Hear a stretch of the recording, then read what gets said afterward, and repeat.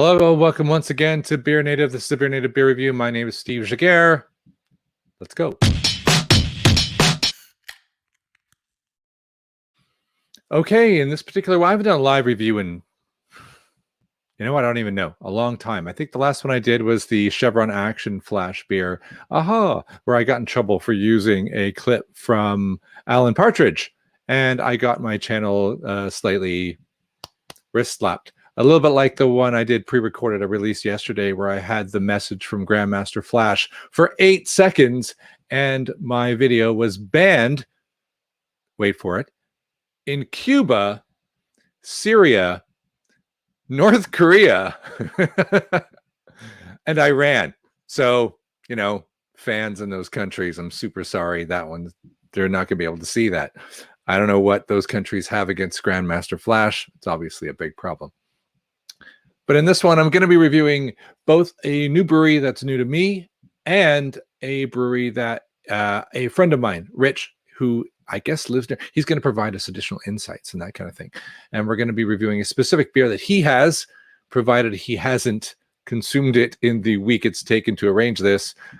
And I can see him in the green room showing me that it is, in fact, still intact. I have mine here. It is 5.6 by, I can do this now because my auto focus works. 5.6 IPA by Newtown Park Brewing Company. And if you'd never heard of them, then you're like me in that there's too many breweries in too little time. So let me see do we have anybody watching. I had somebody in the comments before the show started, and now they're gone. Doesn't matter. Most people watch after the fact. And let me introduce now to the stream, Rich Newnham. There we are. Hey, Steve. Welcome. How you doing? All right. We had some audio shenanigans before this started, but you sound and look fantastic now. Okay, good. It's always good to hear. Perfect. All right. So let's introduce you before we get started with all this beer stuff.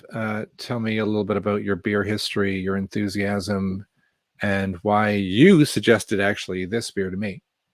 So I have been drinking craft beer for probably 6 or 7 years now. I had a job that took me out to San Francisco a lot. And for that job, we would be there for 2, 3, 4 weeks at a time. And so I got into American beer. And at the time, American beer had a lot more of a craft scene already sort of baked in than the British scene, which was really only starting to emerge with, I guess, the likes of Brewdog, Siren, a few others. And stouts were where I started, really, the big imperial stouts. I'm still not a huge fan of massive bitterness. And for ages, I thought IPAs were terrible because they were all the big hot bomb, torpedo, Sierra Nevada torpedo and things like that, which are just enormous, stupid IBU, like 80, 90 IBUs, that kind of stuff. Right. And then a friend took me to Little Summer Beer Bash, which is Verdant, Daya, and LHG in the Southwest. Do a brewery collaborative beer festival every year. And each year they put it at a different brewery. So this summer it's going to be at Verdant, later in the summer than normal. And there were only 2 or 3 stouts, so I ended up having to drink the pales, and that's why we got into pale ales. Awesome. All right. Yeah. So are you a convert, or you are still preferring the stout or the darker imperials? I think the last year or so I've drunk a lot more yellow beer because the yellow beer has been. I've been exploring. I've been working out what hops I like, what hops I don't like, what characteristics really appeal, discovering that mosaic raw onions are not a thing that I like. But I do still love the imperial stouts. They are definitely where I like to go. Right. That's why you were so knowledgeable when you were informing me about the different Siren imperials, and you seem to chime in regularly on that area, which is good. It actually, because I was not at all an imperial stout guy, and then you started pinging me saying, get into these. And so since then, I have had many an inappropriate imperial stout at times of the night when you really shouldn't be going anywhere near those things.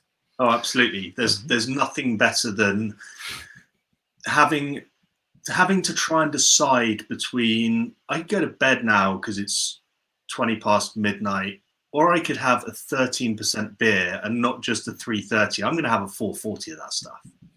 Yeah. Of course. It's a sensible decision.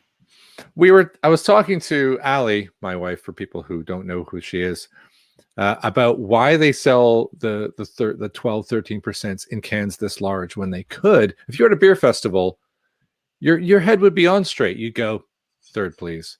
Mm-hmm. I have many more to try.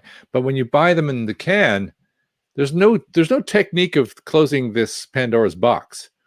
Once it's open, that's it. I think there's a genuine reason behind it, which is so many of the smaller microbreweries have a canning line set up that is designed for 440s, because most people are assuming you're going to, I mean, most of their production is pales and IPAs, and everyone wants 440 of those. Right. Yeah. It's only really the likes of Siren that have, different sizes they can mess around with. Well, nobody has a third can, so we're just going to have to deal with it for now, aren't we? There's all right. suggestions that it could go that way. People canning in 250 mils for the bigger beers. Yeah. Like those rubbish little French beers. Yeah. That you get at the supermarkets. Okay, cool. So you have some experience with Newtown. Let me just pop them up so you can maybe make a comment. There's Newtown. Yes. They opened a brewery in a pandemic, which seems like maybe not the greatest business decision. But yeah, what happened was Left-Handed Giant, for those who don't know, are probably one of the bigger players, at least certainly in Bristol, probably in the Southwest. And they did a big fundraiser crowdfunding 2 years ago about that. And as part of that, were opening a new tap room in the centre of town, expanding their capacity. They put a lease on a new unit next to their old unit so that they could expand to a much larger production capacity. When the pandemic hit, their first thought was, well, we could probably shift the two smaller units that we don't need anymore. We'd like to have them, but we don't need them. And rather than pay to have everything set back, so of course you've got all those concrete wet floors, the easy wash down, all that kind of stuff. What they've done is they offered it out to see if anyone wanted to try and start a brewery in there, and Newtown Park took them up on it. So yeah, that's the Newtown Park story. They opened their tap room 2 weeks ago, just over 2 weeks ago. On the Friday night, I went down on the Saturday, and their stuff tastes just as great in keg as it does in can. Awesome. It looks like a very new site. It's got hardly anything on it. I was amazed that they have a shop that's separate from the site. I got confused when I first came to it because it asked me where I wanted to go. Let's see if I do this again. You get asked where you want. Anyway, it doesn't really matter. I found their beer. I can't remember where I got it now. It wasn't here. It was, I went to a different site, like it might have even been Cloudwater or something. But they were hosting, breweries often sell their breweries beer just to keep a rounded portfolio on their site. And it was right after you told me about it. And so I latched on and got this one. And this is the one we decided to do. The other one I had, which I think is behind me, which was You Don't Have to Outrun the Bear, which was that one. Yeah. And I've already had that one, so I didn't want to buy another one because I've got too much beer as it is. No, yeah. Well, tell me about it. You can't see the fridge, but that one's full, and then the one just outside the back, it's like even the crisper where like vegetables should go has beer in it, and I don't think I have two of any one beer, which creates problems when you're trying to decide which one to talk about, because when you think I'm just going to have a beer, you're like, oh, I can't. And now I'm putting them in date order. So like the ones that are going out of date the soonest, that's my decision-making process. Yep. That's where I'm at. All right, cool. This is, I like these guys, and there we go. You can shape the future with prints. They saw art. Look at that. It's one of their friends did the artwork for that. So I like to comment on the art when I'm talking about what beer it is. There it is there. Okay, great. We got there. So you can go buy it. Oh, look at that. We get some insights into it that we hadn't looked into in advance. Nelson Sauvin, Rakau. I'm going to say Rakau, having not said that one particularly often. CITRA and Cascade. CITRA and Cascade, pretty standard stuff. Like, we're not going to get blown away by that. Now, they're saying Nelson Sauvin, so I assume up here they've got lychee and white grape, which they do. But what the hell is Rakau, right? There's a New Zealand hop that I pretty much never have. Honestly, I don't know that I've had this hop before. I've certainly not had it as the prominent hop in anything, and the name didn't ring a bell, which is part of why I was interested in it. Yeah, that sounds pretty cool. So we'll just see what we get, because these are standard tasting notes. Low bitterness. Okay, well, we can look up Rakau afterwards, because I don't really know it, and I don't know what its profile is. Shall we bust it open? You ready to go? Ready to go. 3, 2, 1. All right. Oh, I think they harmonized as they opened. Oh my God. I think the neighbors can smell that. Yeah. Punch out the can. This is the thing with Newtown, is that they have decided. So they did a live stream tasting of Shape the Future, which is a 4.2% pale. Yeah. And I normally shy away from things that kind of go down to 4 to 5%. And if they're called a pale ale, I'll drink them if they're a table beer, because you know what you're expecting from that. But their whole thing on that call was, we want to be a brewery who don't push the ABV too high. We want our beers to be sessionable, but really flavorful as well. Nice. Wow, that kicks. My sinus is into check. Yeah, nice pine on the nose.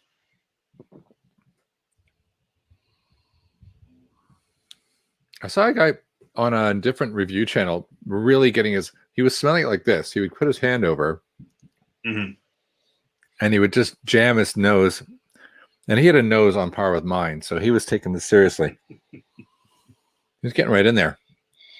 No, I'll stick my face in the glass, but I'm not up to like the whole. I'm not creating some kind of a tent over it, but it's not as floral as I'd expected on the nose. No, giving those. Well, I know. I think I overdid it with my technique. When I first opened it, I actually got a really nice kind of like opening a bag of rubber bands / breaking a white grapefruit kind of thing. If there was a white grapefruit full of rubber bands, then you have this obsession with rubber as a smell that you get with I do. A lot of hops. I do, yeah. Well, it is a thing, a rubberiness. There's actually a word for it, which is I can never remember what it is. It's not butylic. It's like there's another one which is associated with oil. And once I'd heard it, it went ding. That's it. That's the smell. I had that with raw onions and Mosaic. So Mosaic has that beautiful sweaty mango thing, which is what everyone wants from it. But I think a lot of people overdo it, and you end up with this vegetal, weird. Sometimes it comes across as a bit grassy, but I'm really, really like, I get a lot of onion. If there's a little bit of onion there, I'm really sensitive to it. And so I get this raw onion note from a lot of those beers. It's a verdant, fresh verdant. I get it a lot, which is why I leave most of my verdants for a few weeks to settle. Oh, okay. Wow. Yes, there we go. There's some good advice. So I'll tell you what I'm getting off this is raw pasta. You know, like when you've not put any sauce on it and maybe you've not cooked it through. On the nose. Yeah, I like a bit.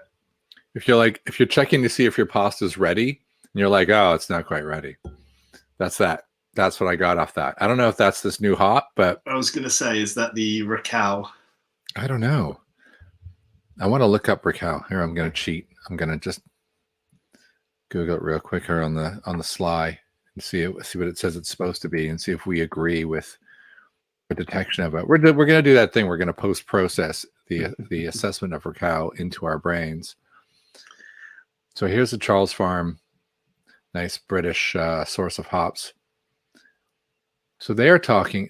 Oh, okay. So they're talking about an intense aroma from heavyweight. Oh, maybe that's why when we cracked it, we got all this heavy bouquet of apricot. I would say I got that kind of. See, I'm doing it already. I'm being told what I should, and I'm going, yeah, that was it. That's what I got. But I did get a pretty big. They're saying heavy oils. All right. So what do we got? Well, that works for your rubber bands. So that's high. If we do that, that's pretty normal. But that maybe that's the one they're talking about, because that's pretty low, that's pretty high, that's pretty average. But we get pine and tropical. Oh, look Pine. at that. A lot of yeah, pine. maybe that. But I'd expect to get a lot of pine from the CITRA as well. So right. It could be either of those hops really kicking in there. So what do you think anyway? What do you just like, if you were to forget the over the top assessment of it, which is what I do. If you just go chuck it around. What do you think? First thing, if I didn't know this was a 5.6% beer, I would think this was comfortably a 6.5%, 7% IPA. It's thick. It's got loads of pine. It's got, it's hints of juice rather than lots of juice. It's sort of a mid coast rather than. It's definitely not NEPA. It's more west than NEPA, but it's sort of in the middle there because it's got too much juice and too much haze to be a true West Coast. I can't see through that. No. This is a punchy beer for 5.6%, and I could drink a fair amount of it. Yeah, hopefully I think it's Yeah, I agree. I think it's a 6.5 over a 5.6 instead of, and how it kicks. And I totally agree. It's a flyover states IPA.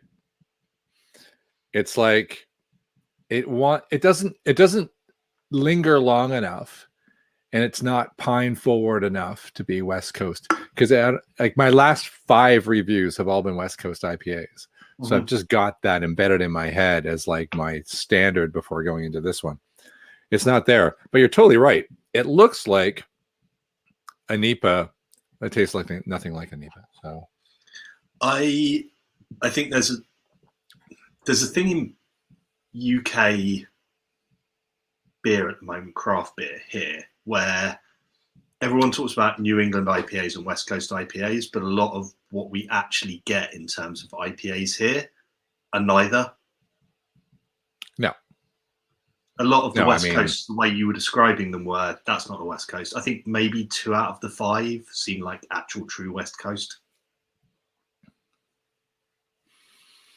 It's funny. We have a comment online. Let me just put it up. Who said it, or did well?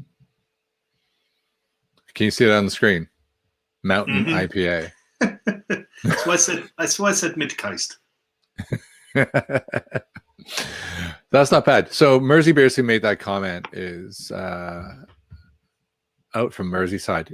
He's like the beer. I've referred to him in other episodes as the beer whisperer. I don't know. I think he's been drinking since 4 years old or something. He once said. So he's kind of a human Wikipedia for beer. But yeah, this is interesting. What I glossed over in the description was lychee, and if you ever just eat a lychee out of like a let's say a bad can of lychee nuts that you got because you're lazy and you're just making a stir fry because you forgot it was your anniversary and you got to make something exotic. That does taste like lychee. It's got that dryness. It's got that kind of ambivalent exoticness that I find lychee has. That's my own impression of lychee. You mean like the fruit lychee? Lychee, yeah. Okay. It's lychee has a weird. Referred to as nuts, but yeah, I know what you mean. And yes, sorry, there is not nut. In here. I had pine in my anyway. I had nut in my head. Gotcha. Yeah, I get licorice and aniseed notes in here as well now. Selling in. Which I think is a thing that I get with Nelson. Yeah. Some of the time. I love Nelson as a hop. Do you think it? So I heard, and you can confirm, that Nelson SAUVIN, and if you look at like things like Hallertau Blanc, they have those naming conventions because of their tendency toward white grape as Yep. a tasting note, right? But I so rarely get white grape when I'm drinking the beers that have those hops in them. This has it for me. This has that. If you just shut your eyes and imagine a glass of white wine in your hand, cold white wine on a hot summer day, sitting outside by a barbecue, if you shut your eyes and take a sip with that in mind, I get some of that. But it's because a lot of the notes, like the kind of, like you say, the lychee and the melon, and the dryness, a lot of that dryness is what you'd expect to get from a dry white wine. And I like Sauvignon Blanc as well. Like, I don't know a lot about white wine, but it's a decent. It's kind of a no-brainer white wine if you want to make sure that no one's offended. Yeah, and that's the perfect wine, and it's good. I know what you mean. I just kind of thought about it and sipped it and thought, yeah, this one is giving me a white wine. I don't think it's giving me because all these hops come from New Zealand. If you get a New Zealand Sauvignon Blanc, it's got that gooseberry powerhouse hit, whereas every other Sauvignon Blanc doesn't have that. So depending on whether you're getting French or New World, very different. So I think it's like a New Zealand hop that doesn't taste like a New Zealand Sauvignon Blanc, but it does. Yeah, I don't know that I've had New Zealand Sauvignon Blanc for a long time. I'm getting too whiny on this, like in multiple ways. No, but I think you're right in terms of the flavors that you get from these specific hops do have a lot of that wine characteristic. Yeah, actually, that's made me kind of like it a little bit more.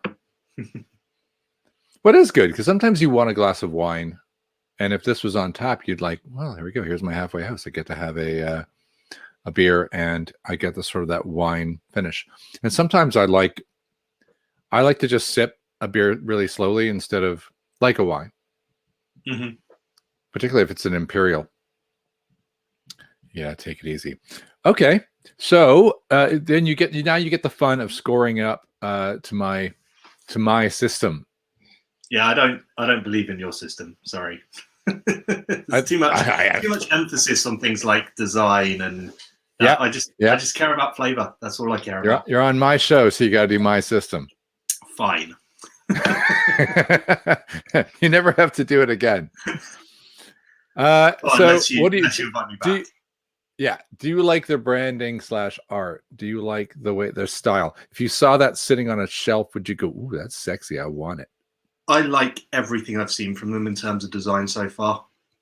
I think it's clean. It's one thing that a lot of new breweries can struggle with is having something that stands out as their specific look. And I think now if I saw a new Newtown Park Brewing without seeing the label straight away, seeing the logo straight away, I'd recognize it and think that could be Newtown Park.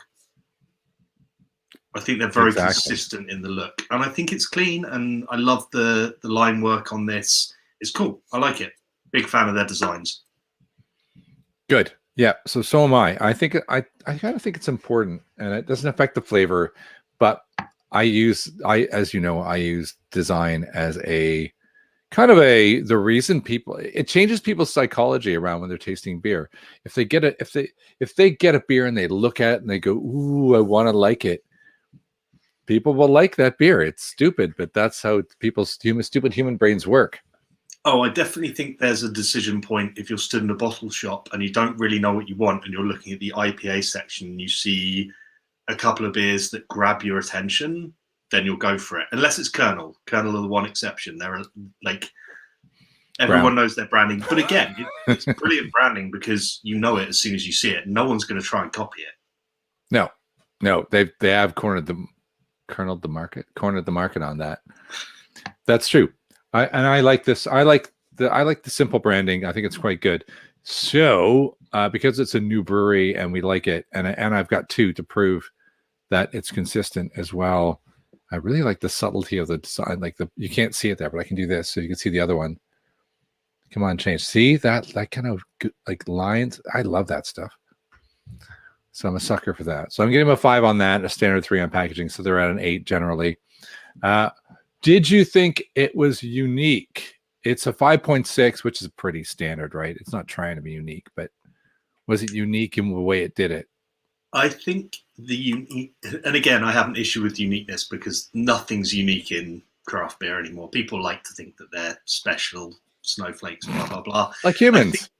Yeah, exactly. I think the uniqueness on this beer is in the ability to get something that's big and punchy and thick and flavorful that you think is a 6.5%, 7% IPA, and it's only a 5.6% almost sessionable beer.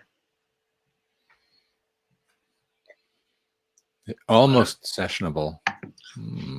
I think anything below 5% is sessionable.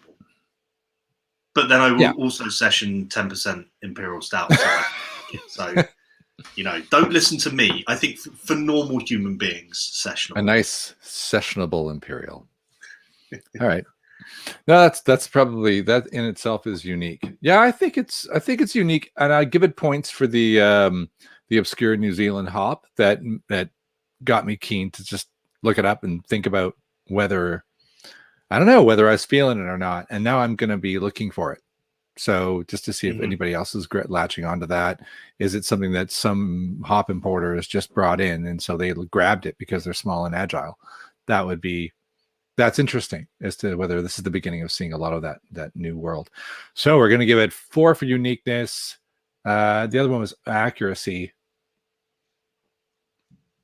I don't know. It's an IPA, right? So what's accurate? I don't know. It's not like they've called it a New England or West Coast IPA. They get the benefit of the doubt on accuracy. So, so we're at 15. And do you like it? Just out of 10? I really like it. I think so. If they rebrew this, or if they have this on at their tap room, this is going to be one that I will go for regularly. I think it's a really, really tasty beer. Yeah. Give me an out of 10, though. You can go to a 0.5. If I'm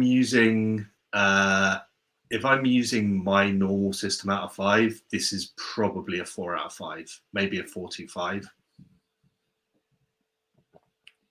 4.25. Probably a 4.25 because of the ABV ability. Yeah, that's good. So that's an 8.5. We're calling that an 8.5 in my system out of 10 because we can do that. Yeah. Great. Multiplying by 2. Both of us have worked in tech, so we can do the complex calculations.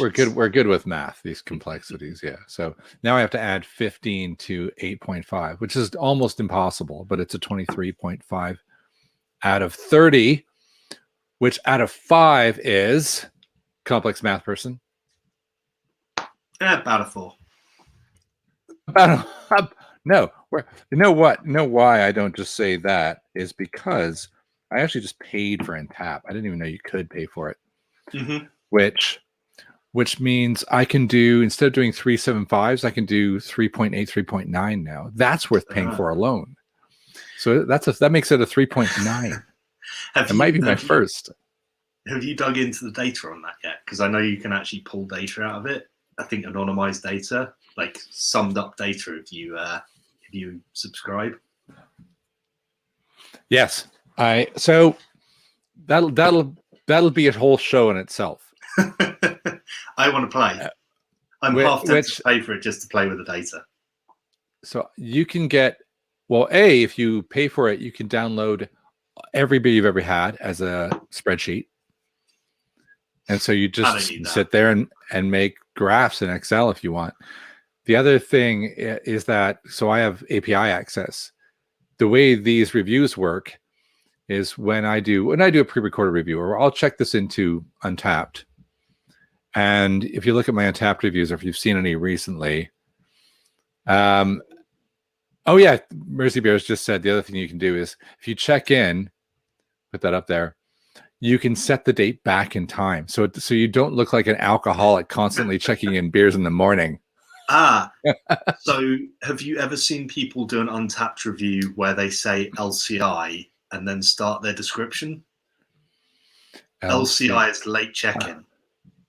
So a lot of us do. I'll take photos of beers, but if I'm out with friends and I don't want to spend 10 minutes on my phone doing a check-in and writing blah, blah, blah, whatever, like often I'll just take the photo and I should be able to remember in the morning what I thought of it. Right. You should be able to remember. Yeah. Sometimes. I don't write it. Well, see, now that I paid, I just retroactively pick a date in the evening before and go, it's about 9:35. So it sounds like I'm not making it up. And then I throw that in there. So there you go. I can do that now. This power I have. So that's cool. I can do that. And plus, when I do reviews, you'll see in my description, I have this squiggly bunch of codes, which are the things we just talked about, are in my review. And then I go on my Geek machine, which is the one we're talking on now, and I run a Python script that pulls their API, populates my YouTube channel, populates a Google spreadsheet, and then pulls all the data into my WordPress website. So it just goes blah, blah, blah, blah, blah. It just does it. Nice. I need to play with Python a bit more. Maybe that'll be the trigger. Beer data. It is, and what you get access to with the Untapped API, you have to apply to get access to it. But once you have it, you kind of have it, and I can write apps that you can authenticate with, which then run the same algorithms on your data versus my data. And I'm writing this whole other script that will find bars near me that have beers with recent check-ins in 24 hours that align with my preferences that are not Nice. Previous Untapped check-ins. Untapped try and do that themselves within the app, but I don't think it does a good job. You should sell them that algorithm. Right.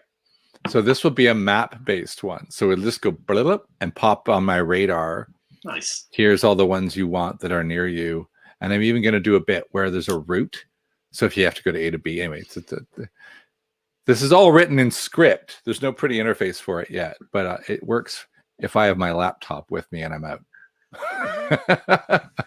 Just need to publish an app through the App Store and get that all sorted. It'll be fine. Next level geekery. Yeah. Excellent.